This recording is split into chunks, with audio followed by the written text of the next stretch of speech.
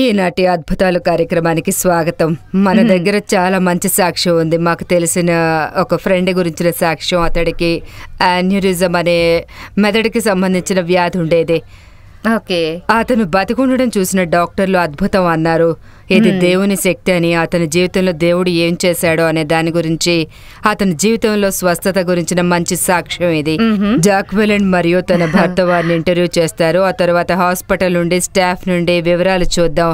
మీలో ఎవరైనా అస్వస్థతలో ఉంటే దీనిని చూసి మీరు కూడా ప్రోత్సహించబడతారని అనుకుంటున్నాను.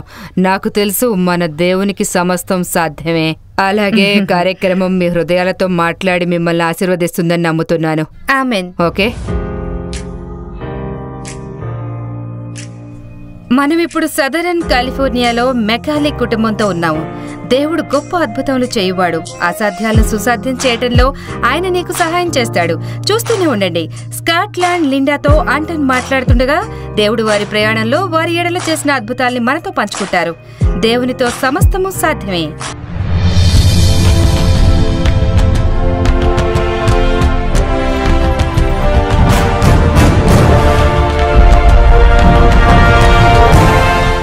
ఈనాటి నిరీక్షణ అనే మన కార్యక్రమానికి స్వాగతం పలుకుతున్నాను. వీరు లిండా మరియు స్క్వాట్ ముకాలి.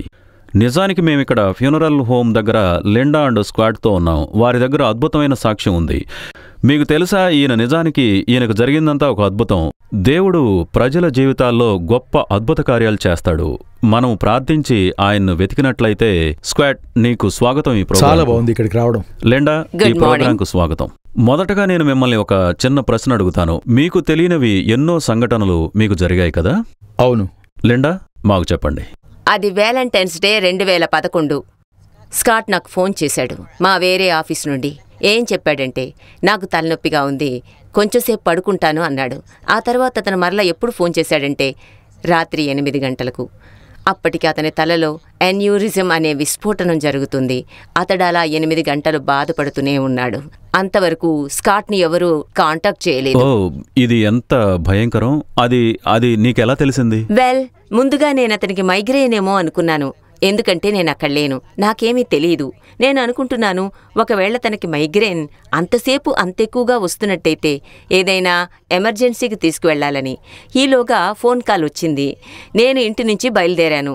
ఫోన్ సంభాషణ కూడా ఏంటో అర్థం కాకుండా ఉంది. నేను 2 మాటలు మాత్రమే అర్థం చేసుకోగలిగాను: తలపోటు మరియు హెల్ప్ అని. స్కాట్, మొదటి నుండి నీవు స్పృహలోనే ఉన్నావా? లేదు, ఆ విషయం నాకు గుర్తులేదు. కాని నాకున్న స్మృతులన్నీ చాలా వరకు ఈ సంఘటనకు 6 నుండి 7 నెలల ముందు వరకు చెరిగిపోయాయి ఈ స్ట్రోక్ వల్ల. అయినప్పటికీ కూడా ఆ సమయంలో నువ్వు లిండాకు ఫోన్ చేశావు. అవును, నాకసలు ఐడియానే లేదు అది అసలు ఎలా జరిగిందో. అయితే ఏం జరిగింది లిండా? నేను వాళ్ళ పేరెంట్స్ ఇంటికి వెళ్లాను. అతను అక్కడే ఉన్నాడు. నేను పైకి వెళ్లి చూసేసరికి అతను అపస్మారకంలో ఉన్నాడు. మేము కాల్ చేశాము ఎమర్జెన్సీ టీంకు. వాళ్ళొచ్చి తీసుకువెళ్లారు మా లోకల్ కమ్యూనిటీ హాస్పిటల్కి. దురదృష్టమే అయినప్పటికీ అంతా దేవుని ప్రణాళికలోనే ఉన్నది. ఈయనను వాళ్ళు ఎలా రిసీవ్ చేసుకున్నారు? తీసుకువెళ్లిన వెంటనే ఎమర్జెన్సీలో పెట్టేశారా? మేము ఈయనను ఎమర్జెన్సీ రూముకు తీసుకువెళ్ళినప్పుడు డాక్టర్ ఇతనిని అసలు స్ట్రెక్చర్ మీద నుంచి కనీసం దించకుండా అలానే స్ట్రెక్చర్ని డైరెక్ట్గా CAT స్కాన్కి తీసుకువెళ్ళిపోయారు. ఈయనలో సంథింగ్ సీరియస్ ప్రాబ్లం ఉందని గుర్తించి డైరెక్ట్గా CAT స్కాన్కి తీసుకువెళ్ళిపోయారు. CAT స్కాన్ చేశాక బయటకు తీసుకొచ్చి నాతో చెప్పారు, హాస్పిటల్లో ఏ న్యూరాలజిస్టు అందుబాటులో లేరని నాతో చెప్పారు. మొదటి రెస్పాన్స్ బేసికల్గా మేమేం చేయలేం అని కదా? అవును, ఏం చేయలేము. దానికి మీరు ఒప్పుకోలేదు, అవునా? నేను అసలు ఒప్పుకోలేదు. అప్పుడు చాలా ప్రార్థనలు చేయడం మొదలుపెట్టారు. మాకు చాలా మంది తెలిసిన వారి ద్వారా. చాలా లాంగ్ స్టోరీ తర్వాత రాత్రంతా ER దగ్గర అక్కడొకటే 3 గంటలు పట్టింది. ఎక్కడా కూడా ICU బెడ్ న్యూరాలజికల్ యూనిట్లో లేదు. ఆ రాత్రి ఆయనను అడ్మిట్ చేయడానికి. ఇంకా వాళ్ళు సిద్ధపడిపోయారు లైఫ్ ఫ్లైట్ ద్వారా పంపించడానికి కౌంటీ యుఎస్సి అంటే ఇక్కడికి. కానీ వాళ్ళు నాతో ఏం చెప్పారంటే పైకి కిందకి హెలికాప్టర్లో తిప్పితే అతను బతకడు అని చెప్పారు. అతను బతకడు. కాబట్టి మొదటిగా వారేమీ చేయకూడదనుకున్నారా అప్పుడు? అవును, అక్కడ ఏమీ చేయడానికి లేదు. అదో చిన్న హాస్పిటల్. అక్కడ వాళ్ళకి ఎటువంటి సదుపాయం లేదు న్యూరో సర్జరీ చేయడానికి ఆ హాస్పిటల్లో. కానీ దేవుని అనుగ్రహం మా జీవితాల్లో కానీ చాలా గొప్పగా జరిగింది. అంటే కానీ ఎవరు చూడనప్పటికీ నిజానికి చాలా విషయాలు జరిగాయి కదా, ఆ విషయాలేంటో చెప్పండి ఇప్పుడు. అవును, అదంతా మా జీవితాల్లో ఉన్న వేరువేరు మనుషుల ద్వారా, వేరువేరు సంబంధాల ద్వారా ఇది జరిగింది. కొంతమంది మనుషులు డాక్టర్ని కలిశారని సెయింట్ జూడో వాళ్ళు మాకు చెప్పారు. కొంతమంది బోర్డ్ ఆఫ్ డాక్టర్స్ని కలిశారంట. ఇక్కడ బోర్డులో అరేంజ్ కౌంటీలో ఉన్న Saint Jude's and Saint Jose బోర్డులో ఉన్న డాక్టర్ల మధ్య తిరుగుతూ ఉన్నారు. చాలా కొద్ది సమయంలోనే ఆ కాల్స్ వెళ్లిన కొద్దిసేపటికే ఒక ఎమర్జెన్సీ బెడ్ అలాగే ఐసీయూ బెడ్ ఓపెన్ అయ్యాయి మా స్కాట్ కోసం, మా లోకల్ బ్రెయిన్ సెంటర్లో అంటే సెయింట్ జూడ్ హాస్పిటల్లో. అయితే మీ స్టోరీని నేను కొంచెం ఇంతకుముందే విన్నాను. తర్వాత మీరు చెప్పారు ఎంతగా ఈయన ఫ్రెండ్ ఆ సంఘటన సమయం అంతా ఆయన ఉన్నారు. అవునండి, అదే దాని గురించి నేను అడుగుతున్నాను. అయితే స్కాట్ కున్న చాలా మంచి స్నేహితుల్లో ఒక ఆయన చీఫ్ స్టాఫ్ గా సెయింట్ జూడ్ హాస్పిటల్లో పనిచేసేవారు. అప్పటికి మాకు తెలియదు, మేం కేవలం కాల్స్ చేసుకుంటున్నాం దేవుడేదో ఒక అద్భుతం చేస్తాడని. ఇంతకు ఈయన కుటుంబంతో మాకు ఎలాంటి పరిచయం ఏర్పడిందంటే వీళ్ళమ్మాయి సాకర్ ఆడేది. స్కాట్ సాకర్ కోచ్గా ఉండే టీంలో అప్పుడు 78 వేరువేరు సాకర్ టీమ్స్ ఉండేవి. మా పిల్లలు కూడా ఆడేవారు. అప్పుడు ఈ అమ్మాయి ఆ సాకర్ టీమ్స్లో ఒక దాంట్లో ఉండేది. కానీ ఆమె మెడికల్గా కొంచెం బలహీనంగా ఉండే, ఎందుకంటే స్కాట్ వాళ్ళ బ్యాక్గ్రౌండ్లో ఈఎంటీలో పనిచేసిన వాళ్ళున్నారు. అలాగే ఈ అమ్మాయి తల్లిదండ్రులు, తల్లి నర్సు, తండ్రి డాక్టర్. ఎప్పుడైతే ఆయనకి తెలిసిందో కోచ్ స్కాట్కు హాస్పిటల్లో ప్లేస్ కావాలని ఆయన అన్నారు, స్కాట్ని ఇక్కడికి తీసుకురండి, ఐసీయూ బెడ్లో నా వైఫే ఉన్నా నేను పట్టించుకోని అని. అదే సమయంలో మేము కొందరు డైరెక్టర్స్ దగ్గరికి వెళ్తున్నాము, స్టాఫ్ డైరెక్టర్స్ దగ్గరకు. స్కాట్ వాళ్ళ ఆంటీ కూడా అప్పుడు అక్కడ పనిచేసేది. 2 డాక్టర్లు మా టీంలో ఉన్నారు. వారు 2 హాస్పిటల్స్ చెందినవారు. వాళ్ళు సర్జన్ని పిలిపించారు. వారు దేవుని చేతుల ద్వారా ఆయన దేవుని అనుగ్రహం వలన, సర్జన్ వలన స్కాట్ని రక్షించారు. మనం ఇప్పుడు మాట్లాడుతున్న ఈ విషయం అనగా అతడు మొదటిగా హాస్పిటల్కు వచ్చిన క్షణం నుండి అంటే లోకల్గా ఇక్కడకు వచ్చినప్పటి నుంచి ఇప్పుడు చెప్పిన విషయం వరకు ఎంత సమయం పట్టింది? 8:45కు తనని హాస్పిటల్కి తీసుకొచ్చాం. డాక్టర్ సిఏటి స్కాన్ 9:15కి చేశారు. అతను చనిపోతున్నాడు, అతని విషయంలో మేం చేయగలిగింది ఏమీ లేదు అన్నారు. తర్వాత అక్కడి నుంచి 10:15 నుండి 10:30 కాబట్టి అంటే 9:15 నుండి 9:45 వరకు నాకు ఇంకా చాలా వరకు ఆశపోయింది. ఎందుకంటే అతనిని తీసుకువెళదామంటే ఎక్కడా ప్లేస్ లేదు సర్జరీకి. ఆ తర్వాత పనులు జరగడం ప్రారంభమయ్యాయి. దాని తర్వాత గంట పట్టింది తనని లోనికి తీసుకువెళ్ళడానికి. తర్వాత బయలుదేరడానికి సిద్ధమయ్యాం.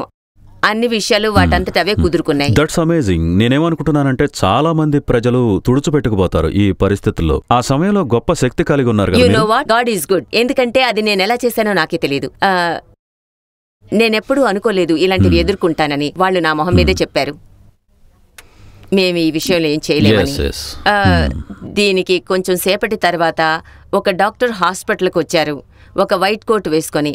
దాని మీద న్యూరాలజిస్ట్ అని రాసుంది. ఇక్కడ వీళ్ళేమో ఏం చేయలేమని చెప్పారు. ఇక్కడ న్యూరాలజిస్ట్ ఎవరు లేరని చెప్పారు. ఆయన్ని చూడగానే లిటరల్గా ఆయన్ని పట్టుకొని, డాక్టర్ గారు వచ్చి నా హస్బెండ్ని చూడండి అంటూ వెంటపడ్డాను. ఆయనేమో నేను ఇక్కడ డాక్టర్ని కాను అంటున్నారు, నేనేమో మీరు ఇక్కడ ఉన్నారు కదా అని వెంటపడ్డాను. దానికి ఆయన నేను ఇక్కడ పనిచేయటం లేదు, నేను ఇక్కడ పనిచేయట్లేదు అన్నారు. ఇక్కడ నాకు పనిచేయడానికి ఏ అధికారం లేదు, నేను ఇక్కడికి ఒక పేషెంట్ తాలూకు ఎక్స్రేస్ చూడడానికి వచ్చానని చెప్పారు. తర్వాత ఆయన స్కాట్ రూమ్ లోకి వెళ్లారు. నాకు తెలియదు వారు ఈయన్ని చూడ్డానికి వచ్చారని. డాక్టర్ ఒకసారి స్కాట్ వైపు చూశారు. తర్వాత కొన్ని ఆర్డర్స్ ఇవ్వడం మొదలు పెట్టారు. తనకు శ్వాసకు కావలసిన పరికరాలు అమర్చాలని, ఏవేవో సిద్ధపరచాలని, సర్జరీకి తీసుకువెళ్లేందుకు తనను ప్రయాణం కొరకు సజీవంగా ఉంచడం కొరకు.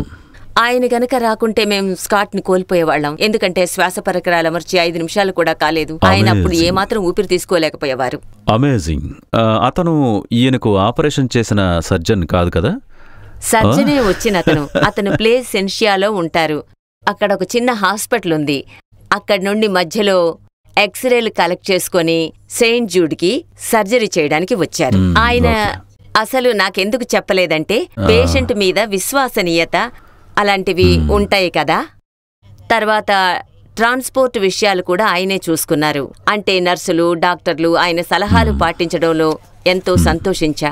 ఎందుకంటే వాళ్లకు తెలుసు, ఈయనకు తెలుసు తనేం చేస్తున్నారు. ఆయన చెప్పేది ఏదైనా స్కాట్ లైఫ్ ని సేవ్ చేస్తుందని అక్కడ వాళ్ళకి తెలుసు. అమేజింగ్. ఆ సర్జన్ సరైన సమయానికి అక్కడ ఉన్నారు. ఇప్పుడు అదంతా వెనక్కి తిరిగి చూసుకుంటే దాన్ని ఒక ఫిల్మ్ లాగా తీస్తే అప్పుడు అదెంతో అద్భుతంగా ఉంటుంది. దేవుని చేతులు జరిగే వాటిపై ఉన్నప్పుడు సమయం అనుకూలంగా మారుతుంది. అది చాలా మంచి సమయం. మేము స్కాట్ ని తీసుకువెళ్లేసరికి దాదాపు అర్ధరాత్రి అంటే అంతా కలిపి దాదాపు 4 గంటలు. అతను రావడానికి ముందు మేము హాస్పిటల్కి వెళ్ళాం. 12:30 కల్లా అతను సర్జరీలో ఉన్నాడు. అప్పుడు స్కాట్ చివరిగా ఒక కాల్ చేశారు మా పిల్లలకి గుడ్ బై చెప్పడానికి. ఎందుకంటే వాళ్ళు అనుకోలేదు ఈయన సర్జరీ తట్టుకుంటాడని. మా ఇంకొక అమ్మాయి అక్కడికి చేరుకోలేకపోయింది. అయితే సర్జన్ ఒపీనియన్ ఏంటంటే పిల్లలందరూ వచ్చే వరకు స్కాట్ ని సజీవంగా ఉండేలా చేయాలనుకున్నారు. అది నీకెలా అనిపించింది స్కాట్? ఇదంతా నువ్వు విన్నావా? ఎందుకంటే నిజానికి ఇదంతా నువ్వు వింటున్నావు. ఏంటిదంతా అనుకుంటున్నావా? నాకు వినబడుతుంది. నాకు అర్థమైనంత వరకు లిండా, మా పిల్లలు, నా ఫ్యామిలీలో జరిగిన సంఘటనలన్నింటినీ క్రమబద్ధీకరించటంలో నాకు వాళ్ళు ఎంతో సహాయం చేశారు. లిండా చెబుతున్న ఫోన్ కాల్ అదే. నాకు హెడేక్ అని చెప్పి చేసిన ఫోన్ కాల్ అదే మధ్యాహ్నం 12:30 గంటలకు. అది మధ్యాహ్నం సుమారు 12:15కి. సర్జరీ 12:30కి రాత్రి మొదలైంది. That's amazing. అవును, ఇంకా 2 వైపుల నుండి నొక్కేస్తుంది బ్రెయిన్ ని. ఎందుకంటే మన హెడ్ చాలా సాలిడ్ గా ఉండడం వలన పంప్ చేయబడుతున్న బ్లడ్ కి ఎక్కడికి పోయే దారి లేదు. కాబట్టి అది నలిగిపోతుంది, బ్రెయిన్ నొక్కుకుపోతుంది. సో లిండా, సర్జన్స్ తనకు ఆపరేషన్ చేస్తుంటే మీరు బయట కూర్చుని వెయిట్ చేస్తున్నారా? మేమందరం వెయిటింగ్ రూమ్ లో ఉన్నాం. మేమంతా కలిసి 40 మంది వెయిటింగ్ రూమ్ లో ఉన్నాం. ఆ టైంలో మా ఫ్యామిలీ, ఫ్రెండ్స్, పాస్టర్, ఇంకా మాకు కావలసిన వారు, బాగా తెలిసిన వారు అందరూ అక్కడ ఉన్నాం. మేమంతా అర్ధరాత్రి సర్జరీ చేస్తూ ఉంటే మేమంతా ప్రార్థన చేస్తూ ఉన్నాం. ఇది అద్భుతమైన సపోర్ట్ కదా. డాక్టర్ లోనికి వెళ్లారు. సర్జరీకి సుమారు 45 నిమిషాలు పట్టొచ్చన్నారు. ముందుగా ఆయన తలలో అక్కడక్కడ డ్రిల్ చేస్తే లోపల ప్రెషర్ పోతుంది, రిలీఫ్ కలుగుతుందనుకున్నారు. కానీ ఏదో శక్తి స్కాట్ తల మొత్తం ఓపెన్ చేయించింది. లిటరల్ గా తన పుర్రె భాగాన్ని పైన ఓపెన్ చేసి చూసినప్పుడు అలా చేయటం వలన యాన్యూరిజం అనేది ఖచ్చితంగా ఎక్కడుందని తెలిసింది. బ్లడ్ పంప్ అవుతున్న ఆ ధారను వెంబడించి యాన్యూరిజంని మూసివేశారు. అది ఎక్కడుందో తెలుసుకోగలిగారు. ఆశ్చర్యం ఏంటంటే చాలా రక్తం కారిపోయింది. అది ఎలా ఉందంటే ఏదో కాలువని ఓపెన్ చేసినట్టు ఉంది. అలాగే ఉంది. ఎందుకంటే చాలా రక్తం కారిపోతుంది కాబట్టి దాన్ని మూసివేయగలిగారు. డాక్టర్ మాతో 45 నిమిషాల్లో అయిపోతుంది లేదా 30 నిమిషాలు, 45 నిమిషాల కంటే ఎక్కువ అవుదని చెప్పారు. కానీ 3:30 గంటల తర్వాత ఆయన బయటకొచ్చారు. అప్పుడు మేము ఏదో జరగరాంది జరిగిందనుకున్నాం. అంటే మీరు అలాగే కూర్చుని ఉన్నారు, కానీ మీకు ఎక్కువ హోప్ ఇవ్వలేదు? లేదు, వాళ్ళు మాకు ఎటువంటి హోప్ ఇవ్వలేదు. ఆయన బతకడానికి 4% ఛాన్స్ మాత్రమే ఉందని చెప్పారు. వావ్. సో అక్కడే అందరూ కూర్చుని ఉన్నారు. అందరూ మామూలు స్థితిలోకి తీసుకురావడానికి ప్రయత్నిస్తున్నారు. మరి మీరంతా ఆ సమయంలో ప్రార్థన చేసుకుంటున్నారా? నిరంతర ప్రార్థన. మేము నిరంతర ప్రార్థన చేస్తూనే ఉన్నాం. మేం సాక్ష్యాలు పంచుకుంటూ ఉన్నాం. గతంలో దేవుడు మా ఎడల చేసిన కార్యాలను తలుచుకుంటూ ఉన్నాం. గతంలో ఆయన మా ఎడల జరిగించిన వాటిని ఇప్పుడు కూడా జరిగిస్తాడని మాకు తెలుసు. కాబట్టి దానినే పట్టుకుని మేము సాక్ష్యాలు చెప్పుకుంటూ ఉన్నాం, ప్రార్థనలు చేసుకుంటూ ఉన్నాం. డాక్టర్స్ బయటకు వచ్చి పేషెంట్ సొంత కుటుంబంతో మాట్లాడాలి అన్నారు. అంతమందిని చూసి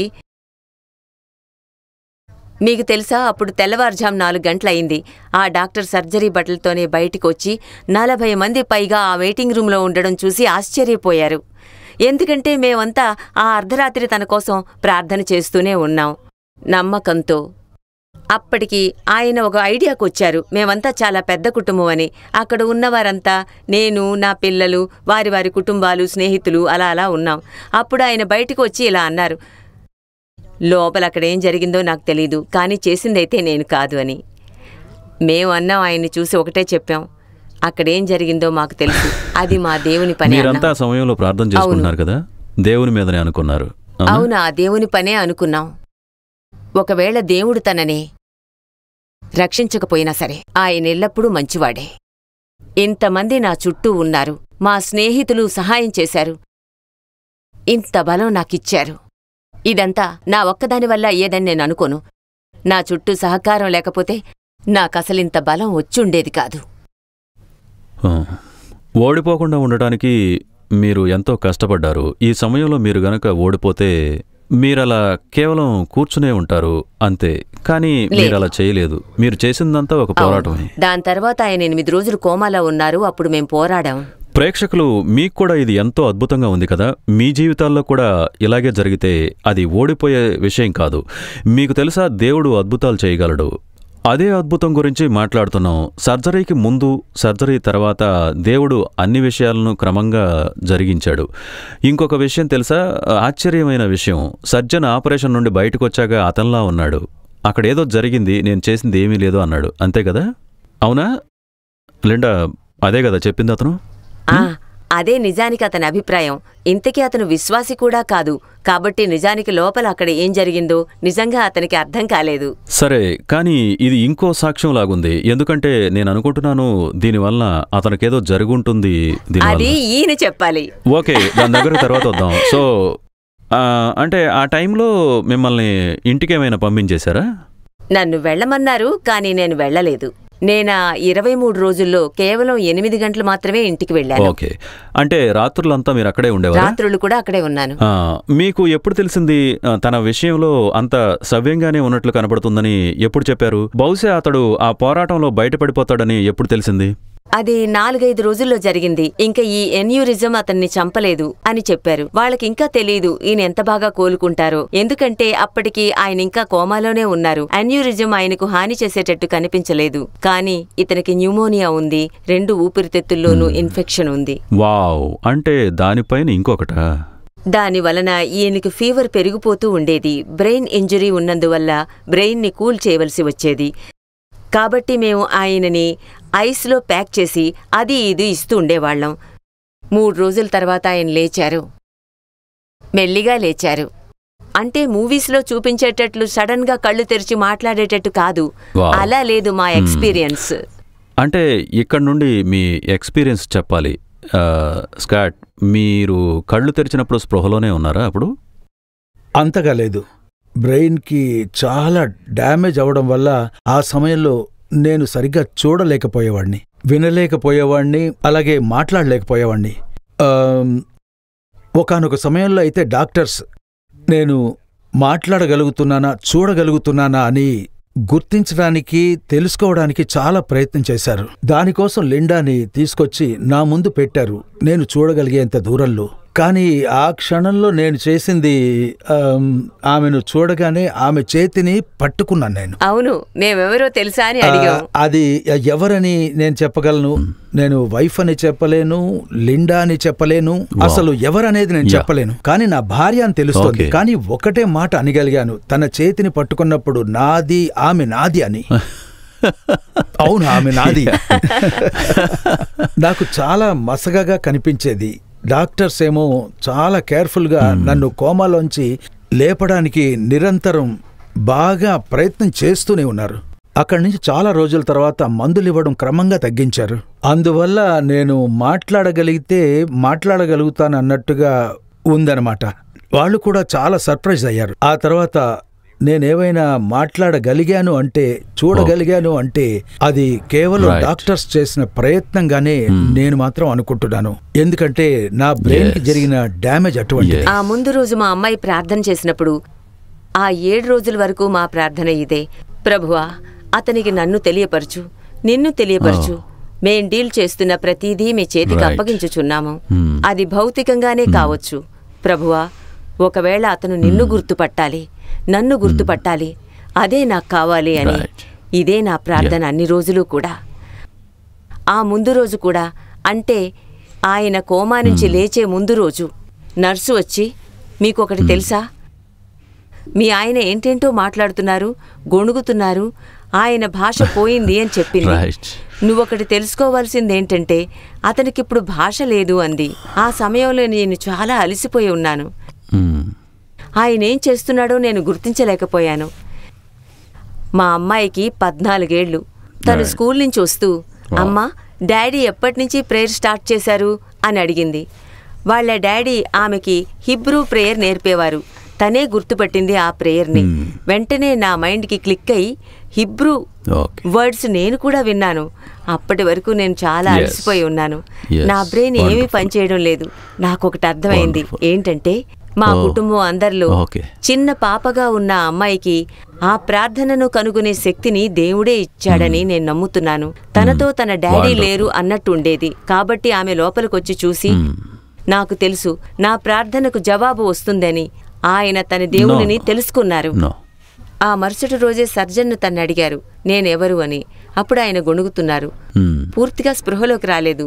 నేను 2 గంటల పాటు ఏడ్చాను. దేవుడు నా ప్రార్థన ఆలకించాడు. ఎందుకంటే అట్టి బంధం నీకుంది. ఇకపై మీరు ఒకరినొకరు గుర్తించరు. మీరు అన్నింటినీ తిరిగి ప్రారంభించాలి. That was beautiful. అయితే ఆ సమయంలో స్కాట్, నువ్వు నీ పరిస్థితి గురించి ఆలోచించడం ప్రారంభించావా? ఆ సమయం వరకు అయితే లేదు, కానీ నేను అప్పుడు హిబ్రూలో ప్రార్థన చేసుకుంటున్నాను. ఆ సమయంలో అప్పటికి నేనింకా మెడికేషన్లోనే ఉన్నాను, బాగా మెడికేషన్లోనే ఉన్నాను. ఆ సమయానికి నేను ఇంకా కోమాలోనే ఉన్నాను. అసలు నాకేం జరుగుతుందో కూడా తెలీదు. అదేంటంటే మా అమ్మాయి చెప్తున్నట్టుగా అదే ప్రార్థన, ప్రతి ఘనమైన హిబ్రూ ప్రార్థన ఒకే విధంగా ప్రారంభమవుతుంది. నేను ఇంత క్రితం నేర్చుకున్నాను. అదే మాట మళ్ళీ మళ్ళీ రిపీట్ అవుతుంది. ఒరు కఠా అదోనాయ్ ఎలోహిం మెలక్ హలం. అంటే ప్రభు అయిన మా దేవా, నీవు ఘనమైన వాడవు, విశ్వమును సృజించిన వాడవు నీవే. ఇదే మాట మళ్ళీ మళ్ళీ రిపీట్ అవుతూ ఉంటుంది. కానీ ఎందుకు దేవుడు సమకూర్చుకున్నది కాక ఇంకా ఏమిటి? నిజానికి ఇది ఎంతో అద్భుతం. ఇంత పరిస్థితుల్లోనూ మీరు ఇంకనూ దేవుని ఘనపరిచారు. అది ఎంతో నిజానికి అతనికి చాలా రోజులే పట్టింది. అది జరిగినప్పటి నుంచి అతను బయటకొచ్చి తిరగడానికి నిజంగా చాలా ఏళ్లే పట్టింది అతను కోలుకోవడానికి. అతని బ్రెయిన్ కి చాలా డ్యామేజ్ జరగడం వల్ల తన బ్రెయిన్ తనని చిన్నపిల్లోళ్ల ఊహించుకోవడం మొదలుపెట్టింది. మీకు తెలుసా, ఒక్కోసారి అతను లేచి రెస్ట్ రూమ్కి వెళ్లాలనుకున్నా అతని వల్ల అయ్యేది కాదు. అతని అభిప్రాయం అయితే నన్ను చూడమని. అంతకుముందు మేము తెలుసుకున్న విషయం ఏంటంటే, బ్రెయిన్ దెబ్బతిన్న పేషెంట్ ని ఏ ప్రశ్నలు వేయకూడదని. ఎందుకంటే వాళ్లకు ఆలోచనల్లో సంబంధం ఉండదు. కాబట్టి మేము చాలా త్వరలోనే తెలుసుకున్నాం, ఈయనతో లంచాలిచ్చి అన్ని పనులు చేయించుకోవడానికి. అయితే మీరు మీ వారి సిచ్యువేషన్ డీల్ చేయడానికి అనేక కొత్త పద్ధతులు ఎన్నుకున్నారన్నమాట. నవ్వుకునే విషయం ఒకటి జరిగింది. నర్స్ కోలా తీసుకొచ్చి ఇచ్చింది. వాళ్ళ హాస్పిటల్లో కోక్ లేదని, కోలా మాత్రమే ఉందని దాన్ని తీసుకొచ్చి ఈయన ముందర పెట్టి, అప్పుడు ఈయన అంటారు అది కోక్ కాదని. ఆమె అవును అంటుంది. ఈయన అంటారు నువ్వు నా కోక్ తెచ్చిస్తానని ప్రామిస్ చేసావు కదా అని. అలా కొన్ని నవ్వుకునే విషయాలు కూడా జరిగాయి. మా దారిలో కొన్ని విషయాలైతే, ఇతని విషయంలో ఇంద్రియాలు రిబ్యూట్ అవ్వాల్సి ఉండేది. ఇంకోసారి ఈయన థెరపిస్ట్ తో పనిచేసేటప్పుడు కొన్ని విషయాలు జరిగాయి. గాయాలు ఎక్కడెక్కడ ఉన్నాయి, అలాగే తినకూడనివి తినడం లేదని నిర్ధారించుకోవాలి. అది ఇంటికి వెళ్లిన తర్వాత అయినా సరే, రిహాబ్ సెంటర్లోనైనా సరే. ఆమె దగ్గరున్న కార్డ్స్ తీసి టేబుల్ మీద పెట్టింది. అందులో ఆయన తిననివేంటో ఇష్టమైనవేంటో సెపరేట్ చేసి చెప్పమని చెప్పింది. ఆయన అలాగే చేశారు. కానీ ఆమెకు ఆయన ఆన్సర్ నచ్చక మళ్ళీ అన్నీ కలిపేసి మళ్ళీ సెపరేట్ చేయమంది. మూడోసారి కూడా అలా చేస్తున్నప్పుడు నేను మధ్యలో కలగజేసుకోవాల్సి వచ్చింది. ఎందుకంటే ఈయన కోపం వస్తుంది కాబట్టి. ఆమె ఈయనకేమీ రావడం లేదంటుంది. అప్పుడు నేను, ఈయన్ని మీరేం అడిగారో ఆలోచించండి, తనేం తింటారని మాత్రమే అడిగారు. ఆయన బ్రసెల్స్ స్ప్రౌట్స్ తినరు, యాస్పరాగస్ తినరు, మస్టర్డ్ తినరు, ఇక్కడ ఉన్నవేమీ తినరు. చెప్పాలంటే ఇంకా ఆకలి ఎక్కువ అవుతుంది ఆయనకు. ఆమె అంది, సరే నేను అది అడగడం లేదు అంది. నేనన్నా, అవును మీరు అదే అడిగారు, ఇప్పుడు ఇలా అడగండి, ఏది ఫుడ్ ఏది కాదు అని. మొత్తం అంతా కూడా ఒక కొత్త విధమైన ఆలోచన. దానికి మేము చాలా రోజులు అలవాటు పడవలసి వచ్చింది. నిజానికి అతని ఆలోచించే సామర్థ్యం మామూలుగా ఉండదు. మీరు త్వరగా ప్రశ్నల్ని త్వరగా మార్చకూడదు. మరి అవన్నీ మళ్ళీ పునర్నిర్మించాలి, మళ్ళీ అనుసంధానించాలి. అది అభివృద్ధికి అనుకూలంగా ఉండేది, ఆశాజనకంగానే ఉండింది. కాలం గడిచే కొలది కొన్ని చిన్న చిన్న విషయాలు మంచిగా మారటం ప్రారంభం అయ్యాయన్నమాట. అన్నమాట. కానీ ఆ సమయంలో జరిగిన వాటిలో కొన్ని చాలా విషయాల్లో నేను అస్సలు ఏమీ చేయలేకపోయాను. కొన్ని రకాలైన ఆహార పదార్థాలు నేను తినవలసి వచ్చేది అంతే. అదేంటంటే నా ఫ్యామిలీ మెంబర్స్ ప్రతిరోజు గుర్తు చేసేవాళ్ళు, ఇదే నువ్వు తినాలి అని. కానీ దాని పేరేంటో నాకు తెలిసేది కాదు. ఆ సమస్యను డాక్టర్స్ అఫేషియా అని చెప్పారు. నీకు తెలుసుండొచ్చు, కానీ అది ఏమిటి అని చెప్పే వర్డ్స్, దానికి అనుసంధానమైనవన్నీ పోయాయి, లేదా వాటిని మరల నేర్చుకోవాల్సి వచ్చేది. కాబట్టి ఇలా నాకు అనేక మారులు జరిగింది. చాలా ఎక్కువ కాలమే పట్టింది. 2-3 సంవత్సరాలు పట్టుంటుంది వర్డ్స్ మళ్ళీ నేర్చుకోవడానికి. అయితే మీ బ్రెయిన్ అంతా రీప్రోగ్రామ్ చేయవలసి వచ్చిందా? అంతేకాదు, అందులో మరలా డేటా అంతా పెట్టాల్సి వచ్చిందా? ఇంకా చాలా బ్రెయిన్ లో పెట్టవలసి వచ్చింది. ఇంకా చాలా సాధ్యమే. అవును, అది సాధ్యమే. అవును, దాన్ని చేయడానికి చాలా పెద్ద కుటుంబం కావాలి, స్నేహితులు ఉండాలి, వాళ్ళు నీకు సహాయం చేయగలుగుతారు. ఇది నిజం. అయితే కానీ లిండా చాలా గొప్ప పాత్ర వహించింది. అవును, ఆమె గాని మా వైవాహిక జీవితంలో ఆమె అంకిత భావం, వివాహం అంటే దేవుని వరం అని నమ్మే ఆమె నమ్మిక, ఇవి లేకపోతే వేరే దారే లేదు. అదే ఈ ప్రపంచంలో ఎంతో వ్యత్యాసం చూపుతుంది. నిజంగా మీతో మాట్లాడడం చాలా బాగుంది. దీన్ని ఇంతటితో ఆపడం మాకిష్టం లేదు. దీన్ని చూస్తే గనక ప్రజల జీవితాల్లో దేవుడు తన కార్యాలను ఎలా చేస్తాడో మీరు చూస్తారు. అప్పుడు జనులు మీతో మీరు క్రైస్తవులు, మీరు విశ్వాసులు అని అంటారు. మీకు తెలుసా, ఇలాంటి సాక్ష్యంలో మీరు పాలివారు కావాలంటే ఒకటి మీరు చెయ్యాలి. ఏంటంటే మన విశ్వాసానికి మూలం యేసయ్యే అని మీరు నిజంగా నమ్మాలి. ఆయన్ను నమ్ముట ద్వారానే మీరు రక్షింపబడగలరు. ఒకవేళ మీరు గనక అదెలా నాకు తెలీదు అంటే గనక మీరు నాతో కలిసి ఈ ప్రార్థన చెప్పండి. ప్రభువైన యేసు, నేను ఇందులో భాగస్వామి కావాలనుకుంటున్నాను. నేను నా జీవితాన్ని చూస్తున్నప్పుడు నాకెవరో ఒకరి సహాయం కావాలనిపిస్తుంది. ఎవరో ఒకరు నా కొరకు నిలబడాలనిపిస్తుంది. నా నమ్మకం వారిలో పెట్టుకోవడానికి నాకొకరు కావాలి అని మీకు అనిపిస్తే గనక ఈ ప్రార్థన చెయ్యండి. ప్రభువా, నా హృదయంలోనికి రండి. ప్రభువా, నేను పాపిని. నేను కూడా మీ కొరకు జీవించినట్టు నా హృదయంలోనికి వచ్చి నన్ను రక్షించండి. ఒక వ్యత్యాసమైన జీవితం జీవించేటట్టు నన్ను రక్షించండి. నాకు సహాయం చేయడానికి ఒకరున్నారని, నా కొరకు ఒకరు నిలబడతారని, నేను పరలోకం చేరతానని నేను తెలుసుకోలాగున నన్ను రక్షించండి. వీక్షించినందుకు వందనములు.